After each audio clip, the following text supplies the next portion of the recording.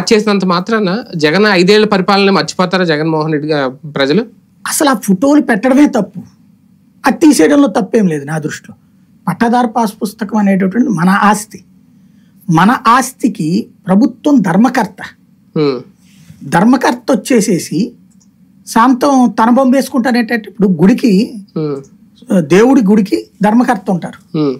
దేవుడి విగ్రహం తీసేసి ఈయన వెళ్ళి విగ్రహం పెట్టుకుంటే నవ్వుకుంటారు లేదా అసహించుకుంటారు. నా ఆస్తికి నువ్వెవడు అసలు? ఖచ్చితంగా ఆ విషయంలో ఖచ్చితంగా చంద్రబాబు గారు తీసుకున్న నిర్ణయం కరెక్ట్.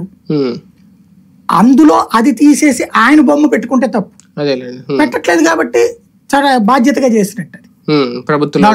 అందులో ఆయన ముద్ర చేర్పడం కాదు, అనవసర ముద్రను తుడిపారు. అంతేనా?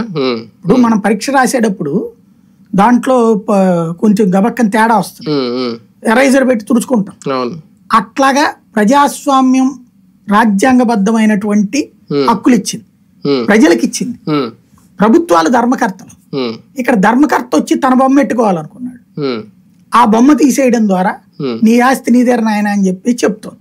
అది మంచి ఆలోచన.